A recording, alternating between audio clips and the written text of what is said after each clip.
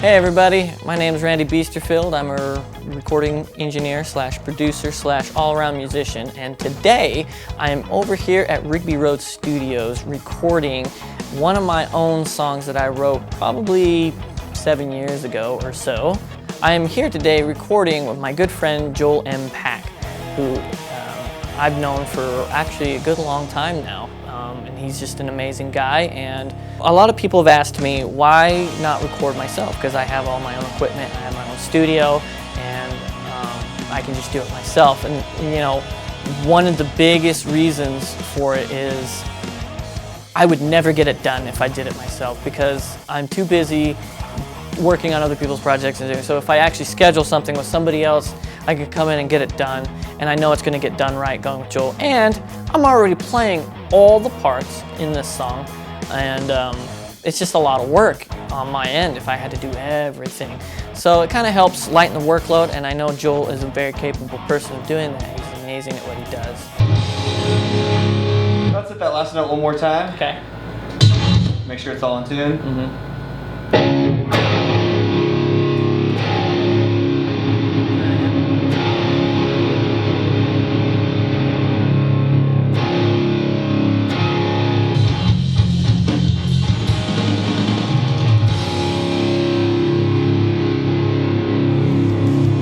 Today we're recording with Randy Beasterfield here at Rigby Road Studios. He booked a 12-hour session, so we're doing an entire song beginning to end.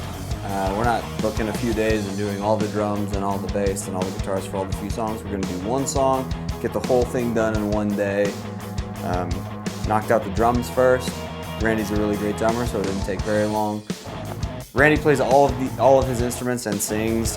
We didn't have to hire a drummer or a bass player. A lot of times we'll have to come in and like play guitar for a part or play bass for a part, or we'll have to hire a drummer, and Randy does everything. And Randy was super cool about taking instruction and just like flying with it and doing his own thing with it.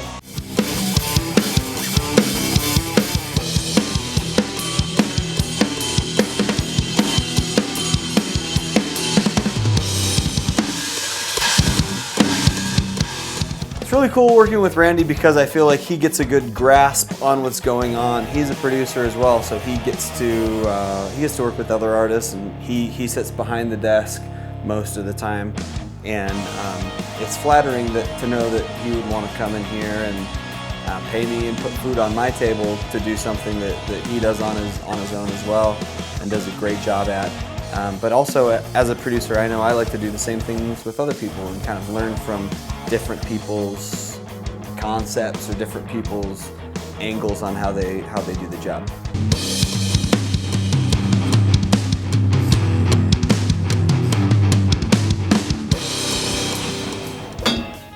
That way we'll be using almost all heisties too, so that's always cool, right? Oh wait, no, you've got that.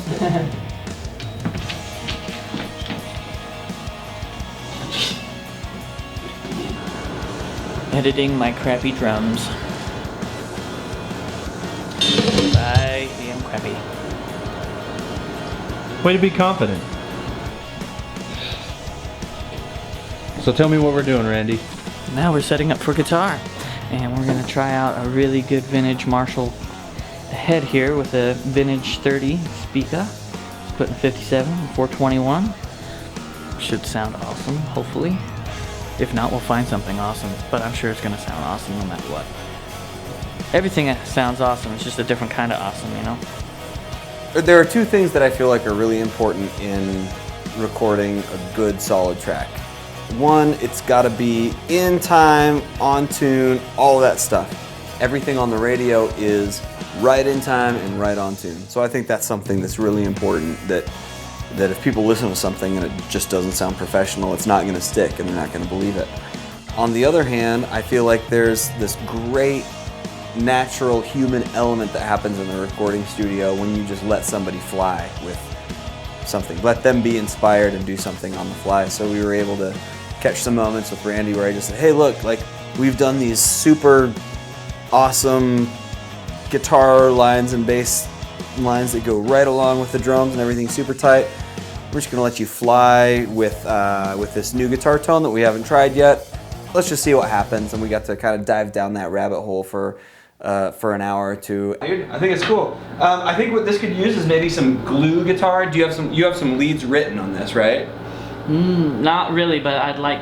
There's some lead stuff that we can do. Yeah. Cool. So I'm thinking rather than just like splicing this here and there, like I'd like to hear what it would sound like if you just like if we plugged you into a different amp, cranked you up loud, and just had you riff through the whole song, just what you know, the lead that you kind of have intended, and anything else, whatever, and then see if we can get inspired for some glue guitar that's gonna kind of okay. And lay over the what top. parts are you thinking needs it the most glue-wise?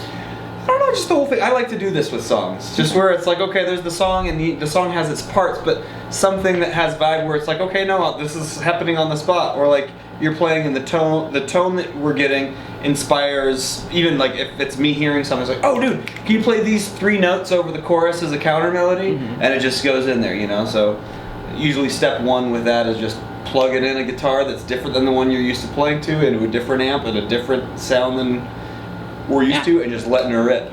Yeah, I think the chorus could definitely use something. Yeah. Basically, let's say you're at Guitar Center and there's a song and you're trying to play along with the guitar. Take a couple of passes like that and see if something catches. Sorry, so you were talking about this part of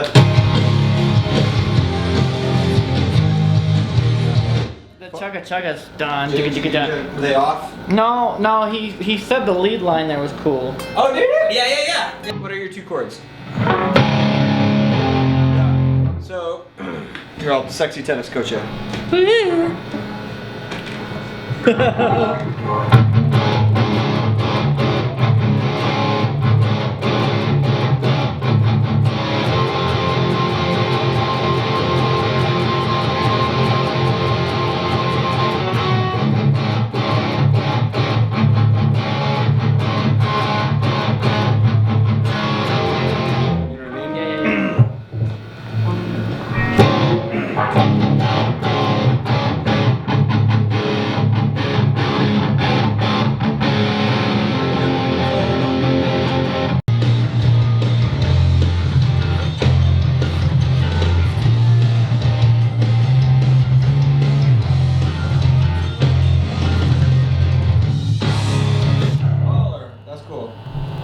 Gives a little groove.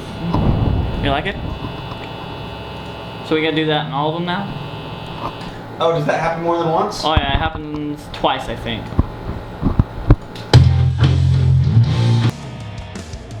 Tracking bass was a breeze. I believe I took 1 take, and then from there we did a few little touch-up spots here and there, but it was pretty quick and simple. I used my Fender Jazz bass, which I've always loved in almost any record I've ever recorded in, with this particular bass, and we used my Rat Tail distortion pedal, which we were able to get a really nice fuzz out of. And yeah, we just got a great, thick, soupy bass sound. I never wanted to be this way.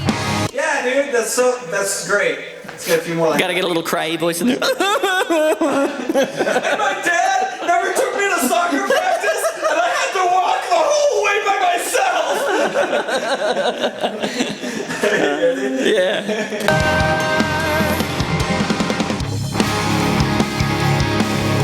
I never wanted to be this way. There you go, one more. Okay. Tracking vocals with Joel was a treat for me because Joel, being a songwriter slash singer, he really is great at just helping you and coaching you to sing the best that you can and get like the best possible vocal takes. One way or another. Yep, if you go down on the or one way or another. One way or another. Yeah. Okay.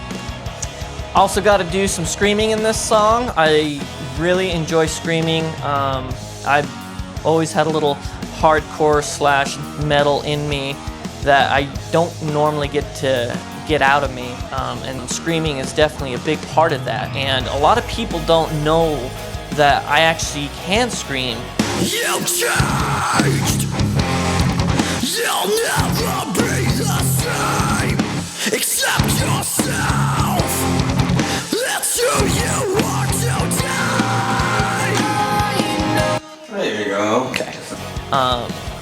When I do, it really surprises some people just because they're like, that came out of you? But yeah, I got to do it in this one. We were able to just get a phenomenal scream sound for this track, and I'm just really excited and stoked for everybody to hear it. So yeah, have a listen and comment and all that other fun stuff, because I'm super excited and I hope you guys are excited as well. Thanks.